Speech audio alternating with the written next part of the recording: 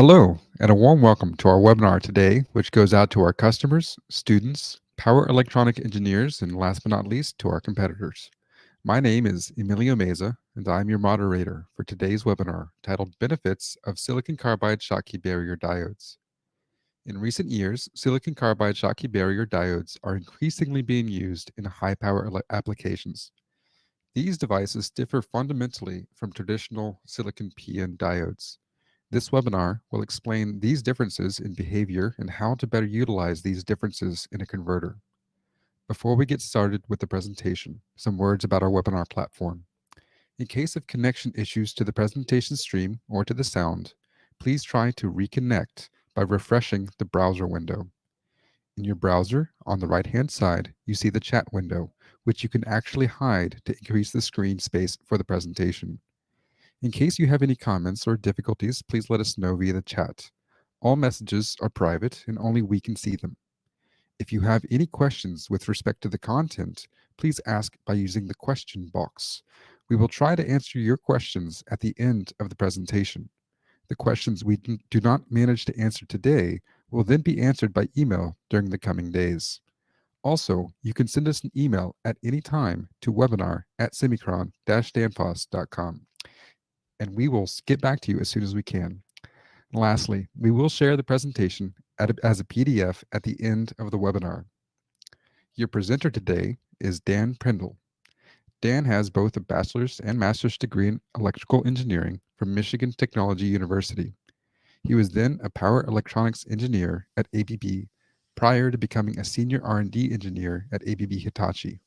Last year, Dan joined Semikron in the US as a senior applications engineer where he works today. Enjoy the webinar. Dan, the floor is yours. Hello, and thanks for joining today's webinar. Before we begin, I want to explain the scope of today's webinar. We will primarily be focusing on diodes. MOSFETs and IGBTs will be mentioned as needed, but they will not be the main focus of this presentation. Also, silicon carbide is a key enabler for modern Schottky barrier diodes in the medium to high power range. However, the emphasis today will be on the differences between the diode types, not the differences in base materials. The goal of today's webinar is to explain the differences between PN and Schottky barrier diodes so that you can apply them in power electronic circuits and fully utilize the benefits of this device type.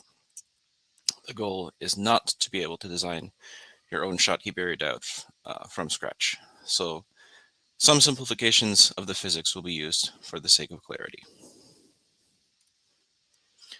First, we will begin with an introduction to silicon carbide, and a brief description of how semiconductors are made. Next, we will discuss a few device types and how they are laid out. Then, we'll get to the title question: why silicon carbide Schottky barrier diodes are now becoming popular in medium to high power circuits. After that, we will discuss the application of Schottky barrier diodes in combination with other devices, with example waveforms and a breakdown of these measurements. Lastly, we will end with a few concluding remarks and then take questions. As the name would suggest, silicon carbides are made from a different material than silicon. The devices made from these different materials have different behaviors. Of particular importance for this topic are the higher breakdown voltage and the higher electron velocity. A higher breakdown voltage enables Schottky barrier diodes to be used at higher voltages, commonly 1200 volts at the time of talking, with even higher options also available. The higher electron velocity is helpful in increasing the switching frequency and therefore utilizing more of the benefits of a Schottky barrier diode relative to a PN diode. The other properties give additional benefits, such as a theoretical higher maximum junction temperature or better thermal conductivity, but these are secondary benefits and need more development to be fully realized. To understand some of the diagrams on the following slides, I need to explain the basics of how semiconductors are made. For the sake of simplicity, a pure silicon crystal is shown in green. Silicon carbide crystals include carbon atoms and can come in a variety of arrangements, such as 2H or 4H. But for the sake of understanding semiconductor doping, this only muddies the water and makes things a bit less clear. So we will be using a basic silicon structure for our diagrams for the sake of clarity. The left diagram shows pure silicon. The crystal is made up of a uniform structure of covalent bonds. All electrons, the blue circles here, are bound up in covalent bonds, the gray bars. No free charges are present, and the crystal isn't really an insulator or a conductor, hence the name semiconductor. But something that isn't particularly effective at conducting or insulating isn't that useful. To make useful devices out of these crystals, other atoms are inserted into the crystal. For example, to make a positively doped, or P region, certain atoms like boron replace the neutral silicon atom. With one fewer electron than silicon, the boron atom creates what's called a hole, the red X. This hole is simply the absence of an electron, but acts as a positive charge carrier. We won't go too much deeper into the physics than that, but to quickly explain why we talk about holes. It may seem a bit counterintuitive, but using a hole rather than the electron filling these holes makes modeling the devices much easier. To make an n-doped region, atoms such as phosphorus replace the silicon atom. Phosphorus has one more electron than silicon and results in a free electron that is not bound up in a valence bond. By inserting different atoms into the crystal structure, making p and n-doped regions, different kinds of devices can be made from pure silicon or silicon carbide. With that, we will now start talking about the different kinds of devices.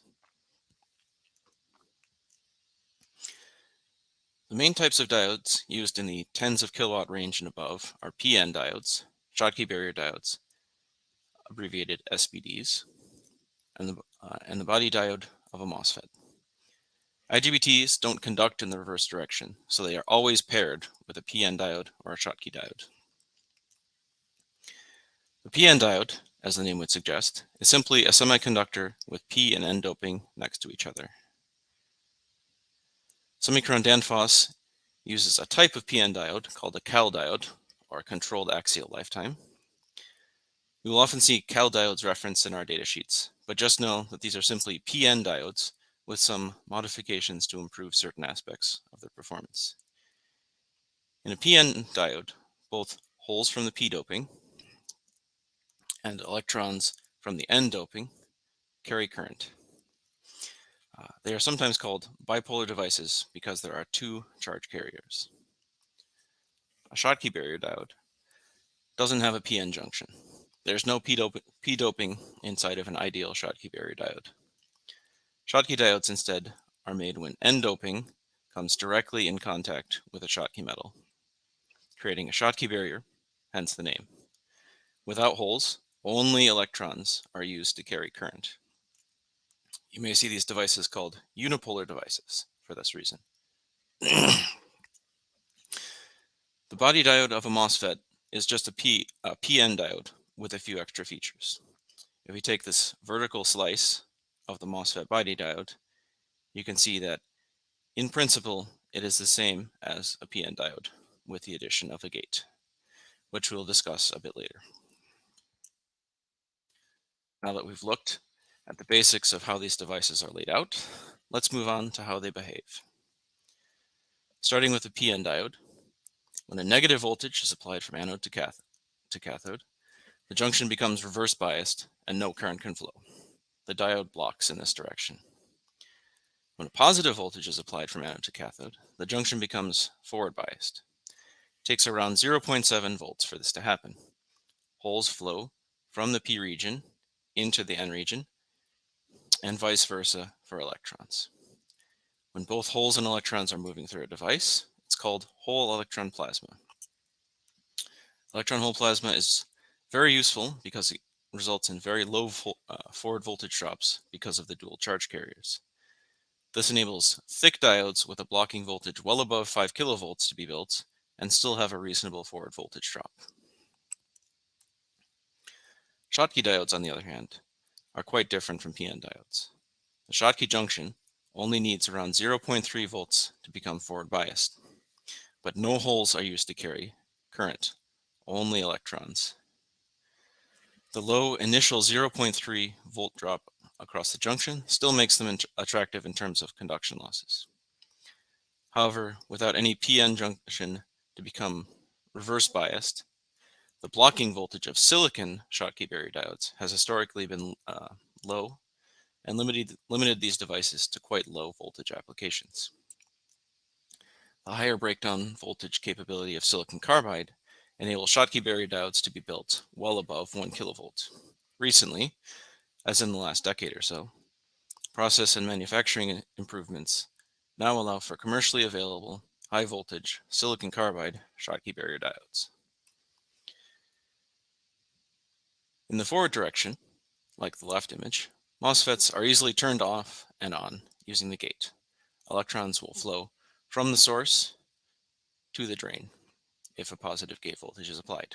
In the negative direction, when using the body diode, when a positive voltage is applied from source to drain and a negative gate voltage is applied, holes and electrons will carry current, just like a PN diode.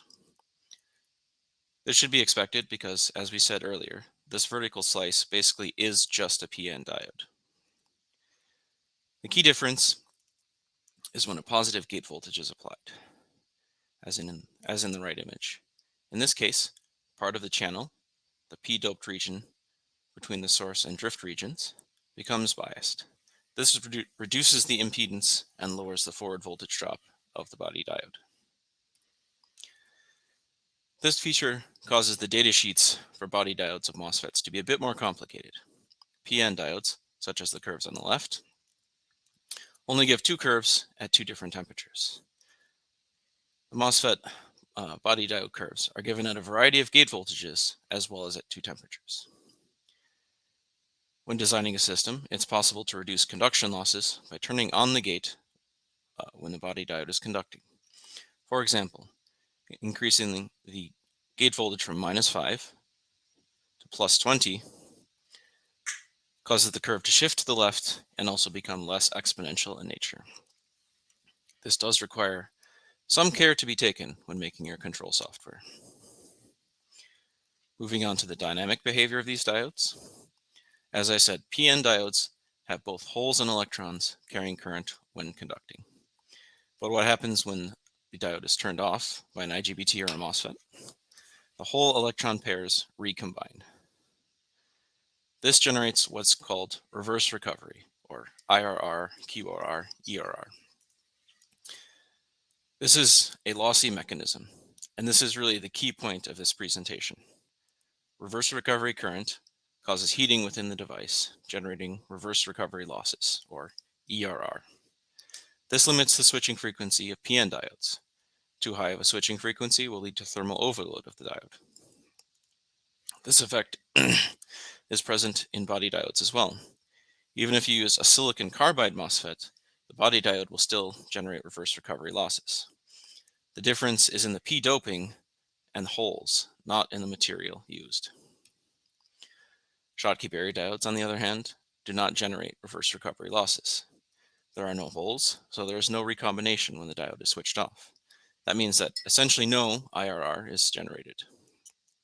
The inherent capacitance within the junction is charged and discharged when the diode is turned on and off.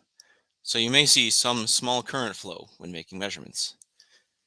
This will give a small current, but this current is capacitive and not lossy. Without reverse recovery losses, a Schottky barrier diode can be switched at very high switching frequencies relative to a PN diode.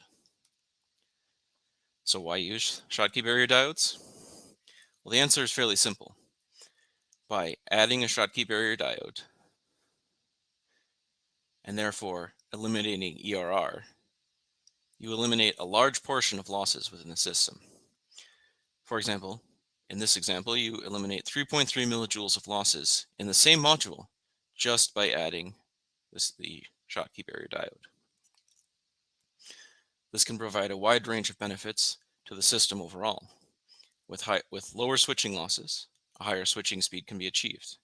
If your system is very cost or weight sensitive, you may be able to increase your switching frequency far enough by adding a Schottky barrier diode that you save more than the extra chip's cost, and certainly in weight, by shrinking the surrounding components, like having smaller filter inductors. A Schottky barrier diode can also be a better choice if only the diode part is needed. For example, the diode part of a boost or buck converter, where only the diode part is used, but also used at a higher switching frequency. By using only a diode, you eliminate the IGBT and MOSFET chips, you eliminate the need for a gate unit, and by using a Schottky barrier diode, you keep the losses low. But the effects of using a Schottky barrier diode are not limited to the diode alone. When used in combination with another switch, such as an IGBT or MOSFET, there are additional benefits. By reducing IRR to a minimum, the turn-on losses of the complementary switch are also reduced. For example, if we adjust the scale of the datasheet curves for this SKM 350MB, a 62mm module with silicon carbide chips inside,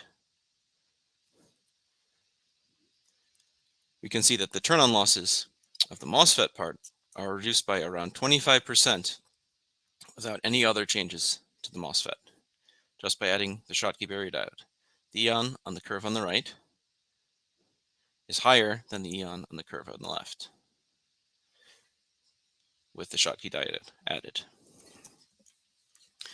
So if Schottky barrier diodes are so great, then why not add one to every module? Well, the answer is mainly cost. When adding an extra chip, you add cost.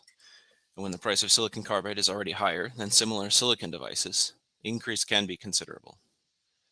For example, if only the MOSFET is needed, such as the MOSFET part of a buck or boost converter, it doesn't make sense to add another chip that will never be used.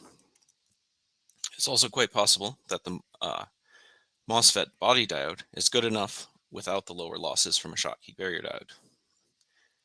The efficiency improvements of silicon carbide MOSFETs relative to silicon IGBTs are already substantial. Is it good enough to avoid the extra cost of the extra diode? That will depend on your use case. Another point to consider is the surge current rating of many Schottky barrier diodes is substantially lower than that of similar PN diodes. With no holes used to carry current, the forward voltage drop of Schottky barrier diodes can increase excessively at currents well above the nominal rating. Some Schottky diodes do have additional features to improve this, such as the junction barrier Schottky, or JBS diode.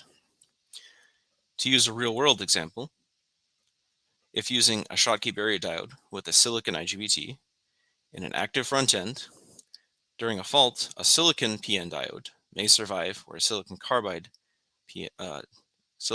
Schottky barrier diode would not. In this example, a module with a PN diode has a much higher surge current rating than that of a similarly rated Schottky barrier diode. Now that we've gone over the behavior of these various devices, we'll discuss how they behave when combined with one another.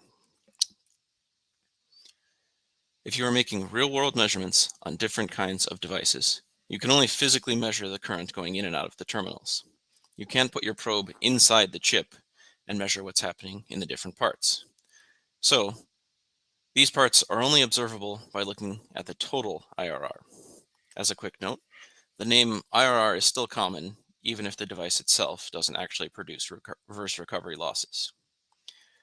The total current can be divided into three separate subcomponents.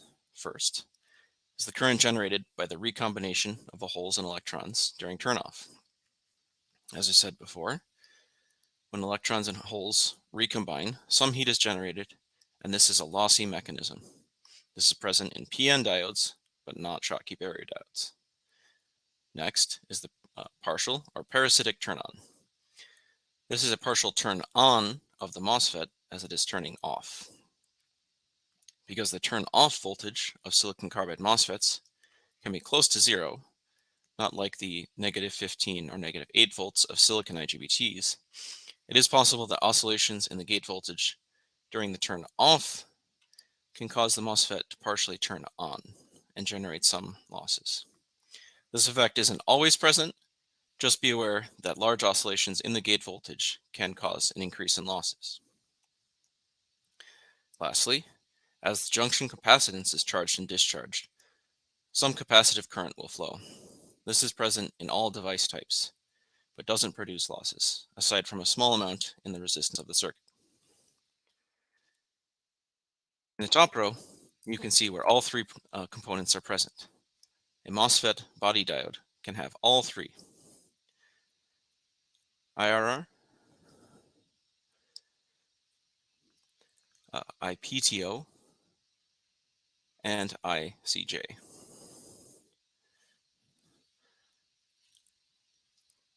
A MOSFET with a Schottky barrier diode only has the IPTO and ICJ. IRR will essentially be eliminated because the vast majority of the current will be going through the Schottky barrier diode. So very few, if any, holes will be generated, and therefore very little recombination will take place. A Schottky barrier diode alone will only have the small junction capacitance current. The last type, which is not shown here, is a PN diode. This will look very similar to the MOSFET body diode, but obviously without IPTO because it lacks a gate. One more thing to make note of: silicon carbide switches can be ringy, especially if you're accustomed to the lower switching speeds of traditional silicon IGBTs and diodes. This is not a series of reverse recovery events between it is an oscillation between the parasitic inductances and the system capacitances. This isn't a lossy mechanism, again, aside from the damping resistance. If you see extreme oscillations, like where the blocking voltage goes to full, back down to zero multiple times, reverse recovery may be occurring multiple times. But if you're seeing so severe of oscillations that the device is repeatedly turning off and on again, you need to re-examine your setup first rather than worrying about recalculating losses. That level of oscillations can cause other problems aside from just heating. On the next slide, we'll be looking at different combinations of device types. As a basis for comparison, we will be using the same housing. The one on your screen is the standard 62mm housing in as close of current rating as possible. So there will be one that only has a MOSFET, one with a MOSFET and a Schottky barrier diode, and one with an IGBT and a Schottky barrier diode. But because the IGBT doesn't conduct in the reverse direction, we can more or less consider this to be a Schottky barrier diode by itself. Here, we will see the effects we discussed earlier in action. The images all show diode turn-off waveforms, one from each type, at its nominal current, so 350 amps for the top two and 200 amps for the bottom. Voltage in red, current in blue. Starting with the MOSFET only, using its PN body diode. The peak reverse recovery current is around 140 amps.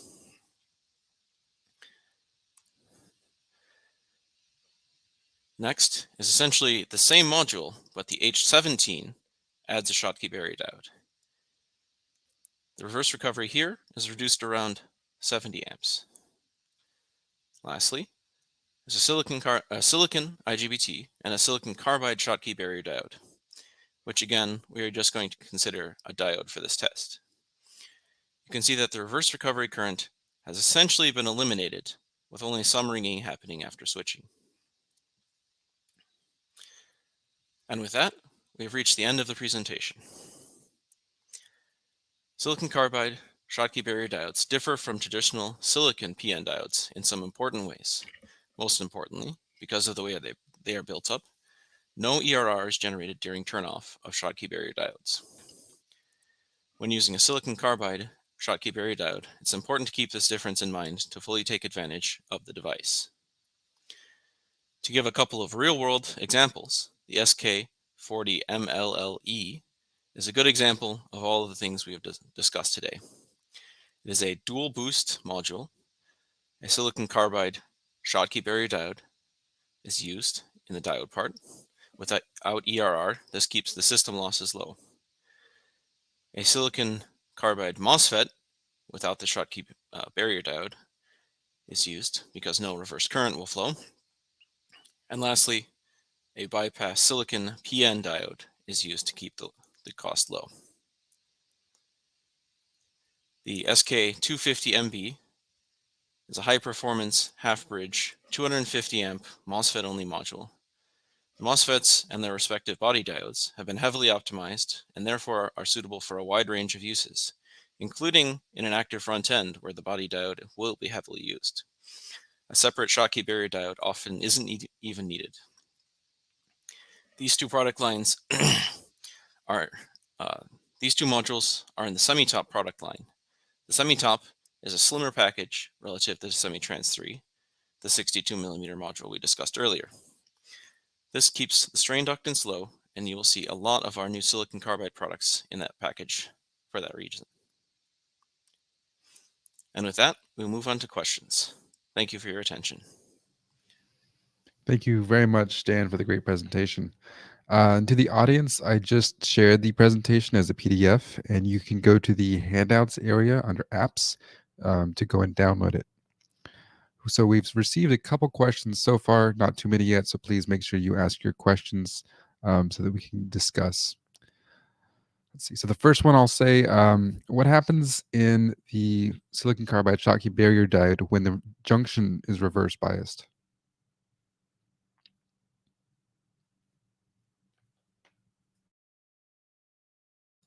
I don't hear you, Dan. Yeah, so to show what happens here, reverse biased is, as the name would suggest, basically backwards from the forward conduction. In forward conduction, you have the holes and electrons moving. Sorry, let's restart my pointer here. There we go. So in forward biased, you have holes moving from the P region into the N region and electrons moving from the N region to the P region. When you reverse the electric field, the charge carriers go in the opposite direction. So electrons are going to be pulled away from the P region and the holes will be pulled away from the N region. And what you create is this depletion region where the device will start to block. So this is basically why a diode only blocks in the one direction but conducts in the other. Okay. And here's another one. What is the improvement or the reduction of the turn-on energy when combining the silicon IGBT with the SBD? So the example that we have is here. So in this example, so this is the closest that I could have with the products. So real world qualified and released products, we see around 25%. So here we're at some, 1.4 versus 1.6 or so, something like that. So around 25%. Obviously, it's going to depend a bit on your module, your setup, gate resistors, and that kind of thing. But it is a nice sort of bonus of using Schottky diodes in a full system. Okay.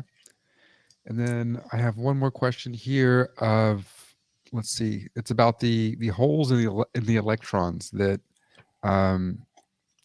could you explain the differences between the holes and the electrons, and why do we look at why the holes move as opposed to the electrons here? Yes. So, as I said, the holes and electrons,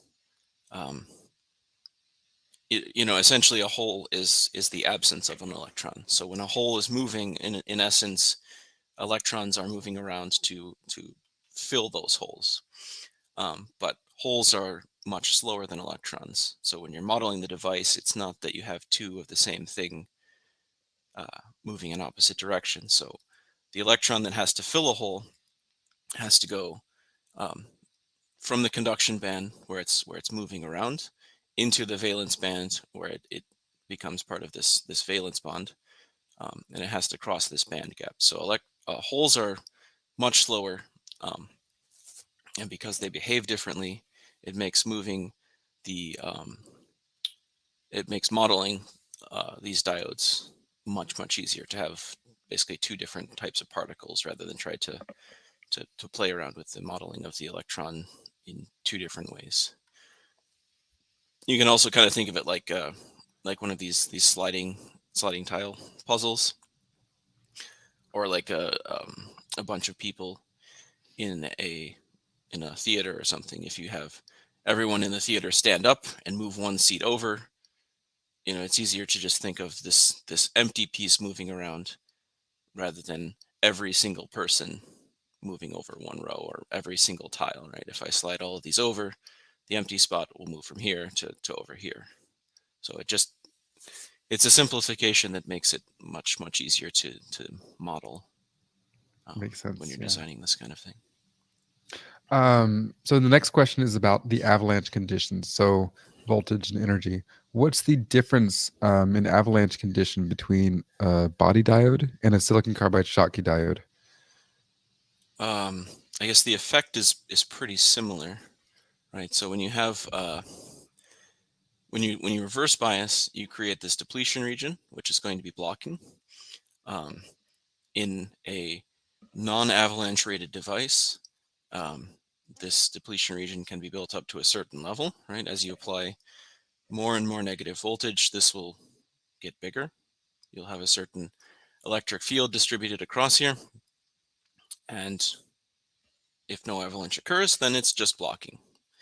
Avalanche can start to happen when things like, obviously nothing is completely perfect here. So what's going to happen is that some electrons are going to start to flow because of the higher electric field, right? This depletion region isn't going to be able to block everything. And if you reach a point where avalanche starts occurring, then obviously you have current starting to flow. So you have a lot of electrons that are loose or free.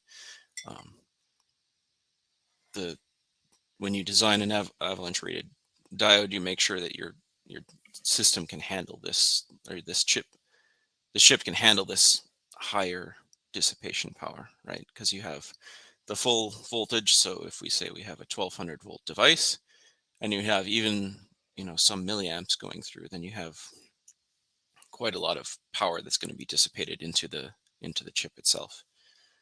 So the effect is pretty similar, but the design of the devices is made such that the avalanche ones are fine with this kind of thing happening. Whereas a non-avalanche rated device, if you have some current start to flow, that can lead to local overheating and then destroy the device if you go fully into avalanche with a non-rated device. Okay. Next one is an interesting one. Is there a P-type and N-type Schottky diode? So a P-type version of this. I suppose theoretically there could be. I think with pretty much everything you see in the higher power range, it's going to be like we've shown here, right? So if we go back to the slide here, you have the N substrate, right? You have this big piece of N here, right? This N-doped silicon or silicon carbide. Wafer manufacturers basically make this part, and then you grow, or you epitaxially grow the smaller N minus region on top. Just like you can have a PNP or an NPN transistor, or a right, as a MOSFET that has basically everything kind of reversed. You can. It's not the one that is commonly used. Okay.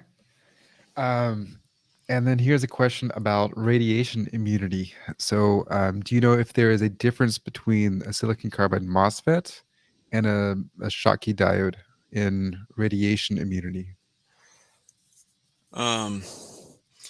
if we're talking about in like a, I guess if radiation is meaning something like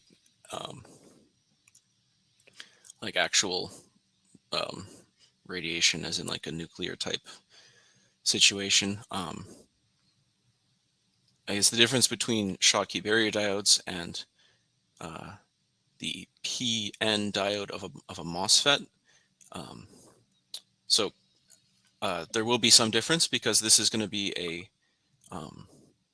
PN diode, right? So if we just take these two instead, one of the key features of a cal diode as opposed to a PN diode is that a cal diode is going to have a little irradiation layer, a radiation peak in here, where some high energy particles have been basically shot at the P region to create a recombination zone.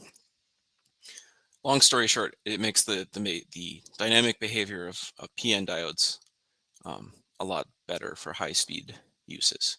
So that's one of the main features of the cal diode. It's very well designed for handling this higher switching speed. Here you only have the N and the electrons. I guess my concern is if you have a high radiation environment and you have a lot of high energy particles that are striking the PN diode, you can start to change its behavior over time.